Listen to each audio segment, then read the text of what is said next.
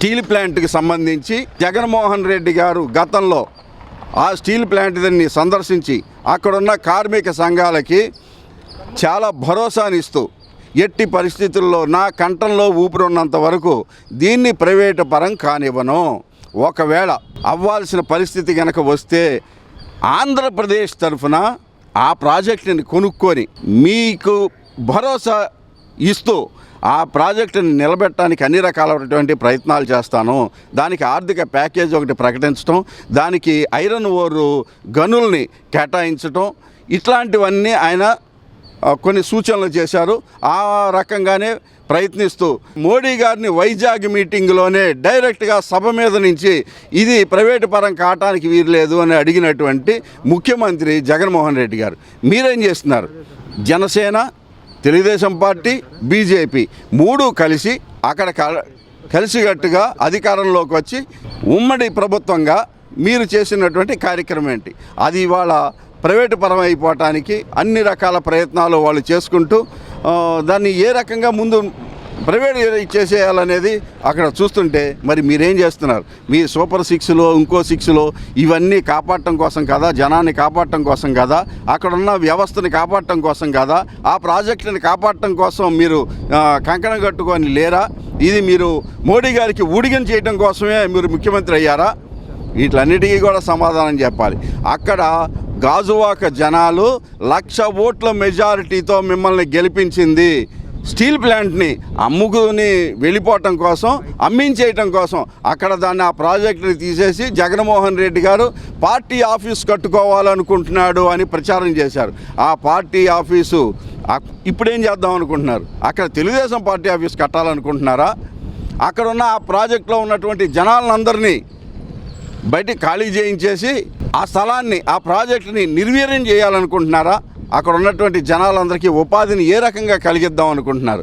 ఇది ఆంధ్రప్రదేశ్కి మణిమకుటం అని చెప్పుకునేటువంటి స్టీల్ ప్లాంటు జై ఆంధ్ర మూమెంట్ దాంతోనే వచ్చింది.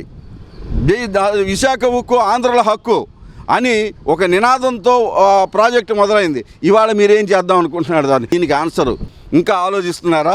ఇంకెంత టైం కావాలి? ఇంకో 10 సంవత్సరాలు అయితే చెప్పగలరా? మీరు చెప్పలేరు. చంద్రబాబు నాయుడు గారు ఇంకో 10 సంవత్సరాలని చెప్పలేరు. ఎందుకని చెప్పలేరు అని అంటే మీ ఆలోచనలో చిత్తశుద్ధి లేదు, మీ యొక్క పనిలో చిత్తశుద్ధి లేదు.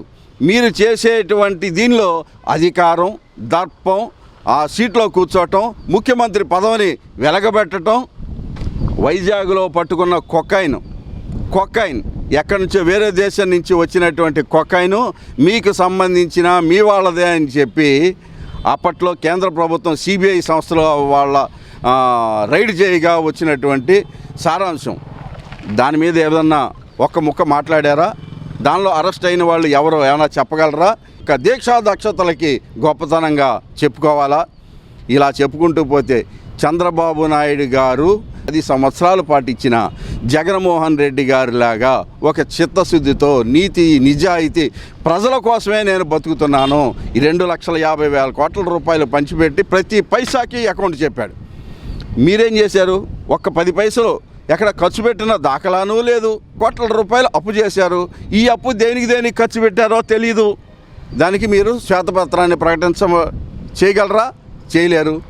మరి దేనికోసం ఖర్చు పెట్టారు? మొత్తం ఆంధ్రప్రదేశ్లో ఉన్నటువంటి డబ్బును మొత్తాన్ని తీసుకొని ఒక అమరావతిలో ఖర్చు పెట్టదలుచుకున్నారు మీరు. అది మీ ఘనతగా చేసుకుంటున్నారు. ఈ అమరావతి ఏమైంది? మునిగిపోయి కూర్చుంది. హైకోర్టుకి వెళ్ళటానికి లేదు, సెక్రటేరియట్కి వెళ్ళటానికి లేదు. మీ ఇల్లు మునిగిపోయి మీరు వచ్చి కలెక్టర్ ఆఫీసులో తలదాచుకొని జనాలందరికీ ఏమని ఇచ్చారు? మీరు ఈ వరదల్లో మునిగిపోయిన వాళ్ళని హెల్ప్ చేసి వాళ్ళందరూ రోడ్డు ఎక్కేంత వరకు నేను ఇక్కడే పడుకుంటా. మీ ఇల్లు మునిగిపోయిందన్న సంగతి చెప్పరా మీరు? అది వదిలిపెట్టి వీళ్ళ కోసమే ఇక్కడ కలెక్టర్ ఆఫీసులో పడుకుంటున్నట్టుగా చెప్పారు. మీ అమరావతిని ఏం చేద్దాం అనుకున్నారు? ఈ అమరావతి మునిగిపోయింది. అక్కడ మీరు శాశ్వత కట్టడాలు కన్స్ట్రక్షన్లో చేసి ఒక రాజధాని నిర్మించాలనుకున్నారు. మాకేం అభ్యంతరం లేదు. జనాలు మీకు అధికారం ఇచ్చారు. జనాలు మిమ్మల్ని విజనరీగా మీరు చెప్పిన మాటల్ని నమ్మారు. మీరేదో ఇచ్చిన హామీలు గతంలో తప్పారని చేశారని ఇప్పుడైతే అవన్నీ మర్చిపోయి జాగ్రత్తగా చేస్తారని మీరు చెప్పిన వాటిలన్నింటినీ వాగ్దానాలన్నింటినీ జనాలు నమ్మారు. ఈ నమ్మిన వాళ్ళకి మీరు ఏం చేయదలుచుకుంటున్నారు? ఇవే చేయదలుచుకున్నది. సుగాలి ప్రీతి అనే అమ్మాయి మీద దారుణం జరిగిందని చెప్పి ఆ అమ్మాయికి న్యాయం చేయాలని చెప్పి పవన్ కళ్యాణ్ గారు గొంతు చించుకొని అరిచారు. మరి ఆ సుగాలి ప్రీతి అనే అమ్మాయికి ఏ న్యాయం చేశారు 100 రోజుల్లో? దీనికి ఆన్సర్ చెప్పండి పవన్ కళ్యాణ్ గారు. మీరు ఈ వరదల్లో కనపడలేదు, సరే ఓకే, ఎక్కడున్నారో ఏమిటో ఓకే, అది మీ పర్సనల్ అనుకుందాం. పోనీ మీరు గొంతు చించుకొని నరిచిన సుగాలి ప్రీతికి ఏం న్యాయం చేశారు? ఎక్కడ అన్యాయం జరిగింది అమ్మాయికి? దానికి ఏం న్యాయం చేశారు? దానికి ఆన్సర్ చెప్పరా? ఈ చెప్పకపోవటం కూడా మీ ఘనత కింద తీసుకుంటా చప్పట్లు కొట్టదలుచుకున్నారా? డప్పు కట్టుకోదలుచుకున్నారా? ఇది మీ చిత్తానికి వదిలేస్తున్నారు. ఆంధ్రప్రదేశ్ ప్రజానీకం మొత్తం కూడా మీ వంకేసి చూస్తోంది, మిమ్మల్ని వేలు పెట్టి చూపిస్తోంది. మీ ఫెయిల్యూర్ని ప్రతి ఆంధ్రప్రదేశ్లో ఉన్నటువంటి 5 కోట్ల మంది జనాలు వాళ్ళు మీకేసి వేలు చూపిస్తున్నారు. దీన్ని మార్చుకోదలుచుకుంటున్నారా? అక్కడే ఉండదలుచుకుంటున్నారా? ఎవరు ఏమైపోయినా పర్వాలేదు, మా సంపద సృష్టించుకోవటం అని అంటే చంద్రబాబు నాయుడు గారి పర్సనల్గా ఆయన కుటుంబ సంపద పెంచుకోవటం, వాళ్ళ అనుయాయుల సంపద పెంచుకోవటం, వాళ్ళ కుటుంబ సభ్యుల సంపద పెంచుకోవటం ఒకటే మీరు భావిస్తున్నారు అన్నట్టుగా ఆంధ్రప్రదేశ్ ప్రజలు భావిస్తున్నారు. దీన్ని ఏ రకంగా మీరు సమర్థించుకుంటారో మీ చిత్తానికి వదిలేస్తున్నాం.